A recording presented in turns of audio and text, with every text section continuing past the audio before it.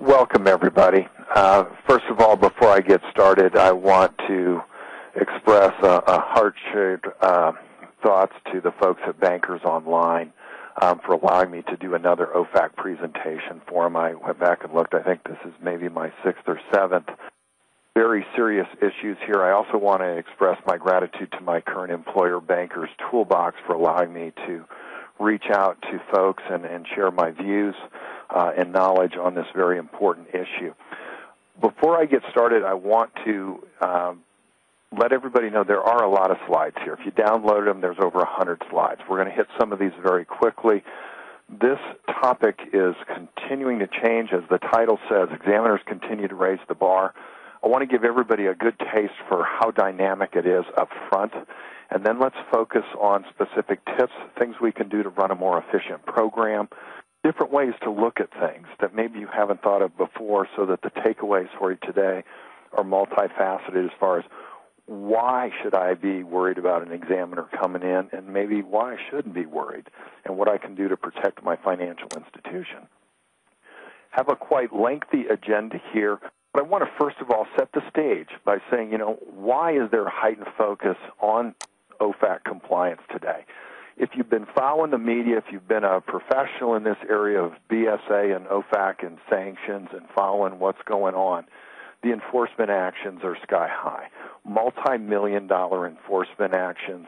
The penalties just continue to get higher and higher.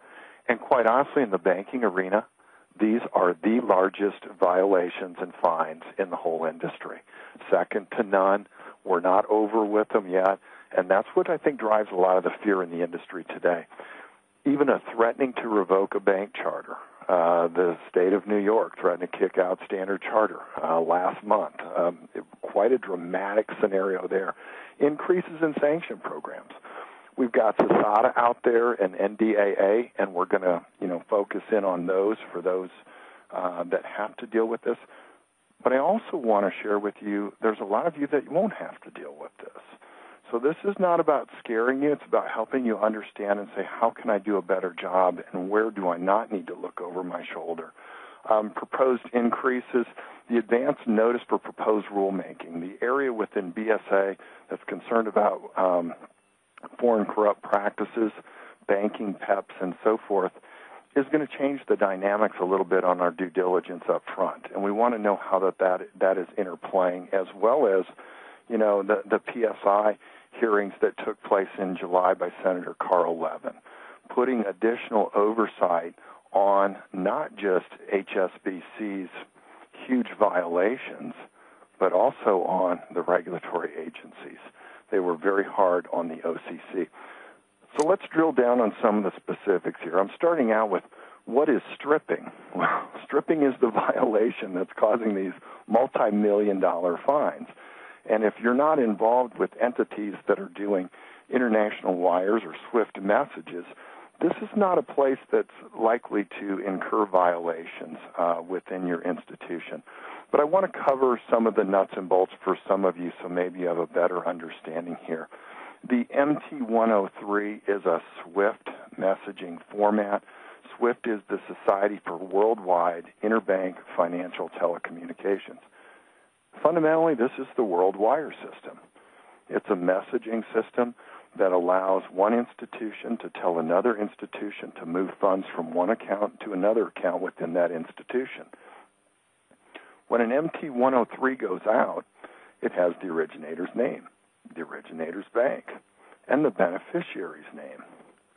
These 103s typically get bundled together by money center banks, and you may have 2,000 or 3,000 of them get bundled into an MT-202.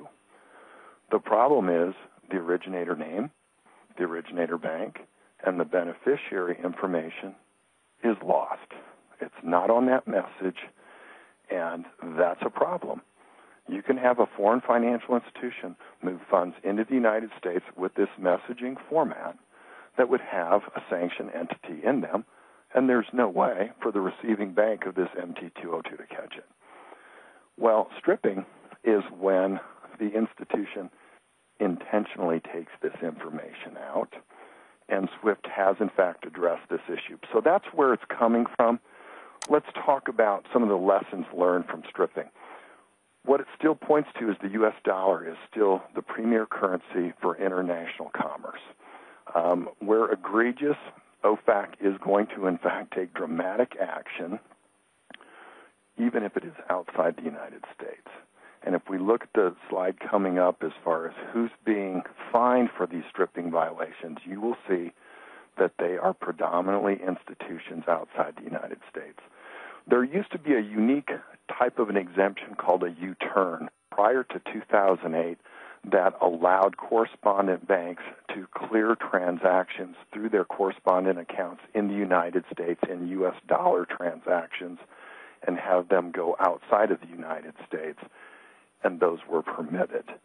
After the first stripping violations with ABN AMRO, that exemption was taken away. It's a very technical element out there, but it is gone, and that's why we continue to see the violations that are taking place. SWIFT stepped up and addressed new formats so that we could get that originator information, so that we could get the conductor information, the third-party intermediary information, and the beneficiary information to say, who's doing this transaction? Who's going to benefit from this transaction? Where has it been? So that the sanction compliance programs here in the United States can monitor those types of transactions. And I did step over one. These stripping violations are being caused by non-U.S. institutions. Why?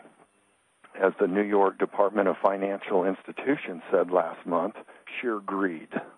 There's millions and millions of dollars to be made processing these types of transactions, and those institutions didn't want to lose that business, and so they paid the price for it. Fedline instruction changed.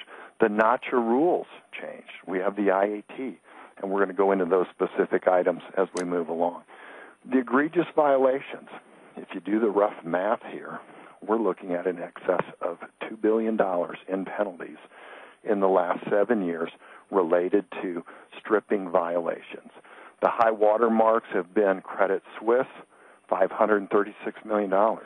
Well, there's a reason for it. They intentionally programmed their systems to strip Iranian, Sudanese, and Libyan transactions out of their electronic SWIFT messages for over 10 years. In fact, it's almost close to 20 years that they did that.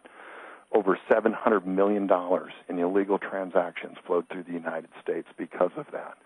You've got the Hong Kong Shanghai Bank, I still call it that, it's HSBC, Deferred Prosecution Agreement. The estimates at this time are conservatively $1 billion. To see 1.5 is not going to shock anybody after what was said in the Senate subcommittee hearings. Standard Chartered was threatened to be kicked out of the state of New York for banking. International banking and trade, that's a death penalty. Standard Chartered stock dropped to 15%. That's the third largest bank in the UK. Very fascinating how these types of things are going to raise the bar to the everyday banker here in the United States. Rightfully so for some, but I think it's going to be kind of a threat of terror for others that aren't even involved in international type transactions. So we want to keep that into perspective. There is more to come. The rumors out there that these three institutions are going to be prosecuted as well. So that's why the bar continues to rise, and let's kind of pick it up here a little bit and talk about some of the unique characteristics of some of these violations. I didn't mention J.P. Morgan Chase. It's a U.S. institution. Egregious violations, $88.3 million last year. Predominant reason, failed to respond completely to an OFAC administrative subpoena. You better cooperate, okay? They wanted more information. Obviously, it wasn't sent over. There were some big things going on here. 32,000 ounces of gold bullion worth approximately $20 million benefited the government of Iran. That's going to get you in trouble. Other things, this one I think number 3 is also noteworthy. 4 transactions processed or rejected. Now think about the rejected. They shouldn't have rejected it. They should have blocked it. Okay, when you rejected it, you created a violation as well. And that's something that a lot of people don't understand. If an SDN who is under a blocking sanction program offers to do a transaction and you reject it, you're committing a violation. You have to grab those funds and block them. So it can happen in the United States. HSBC, what were they doing? Mexican drug money, Saudi Arabian support of terrorists, and circumventing sanctions on behalf of the Iranians. I've got some more slides on this. Huge issue coming down the line. They've been under the microscope for quite some time, so this will continue to unfold. The standard charter piece is the one that I find most fascinating. Of course, I'm kind of a geek on this OFAC stuff, but from a perspective, standard charter was brought into the crosshairs by the New York Department of Financial Services. And Mr. Losky here basically said, you guys did 60,000 transactions worth $250 billion through the state of New York, and you're going to pay us a fine here, or we're going to revoke your charter. We had never seen a state agency step forward and try and enforce OFAC sanctions. What's traditionally happened is even when Morgenthau, as the district attorney in the southern county of, I think, New York and Manhattan, was prosecuting, they always went back to the Justice Department or to the Treasury to do the enforcement, and he got a piece of the action. This one, he was the lone soldier and went out and threatened their charter. So I said the stock dropped, and Peter Sands here basically came out and said, oh, well, we were stripping the information off because we filtered it in the UK. That way we wouldn't have to filter it in the United States, and it was an efficiency issue. They didn't buy it, okay? Settlement for $340 million.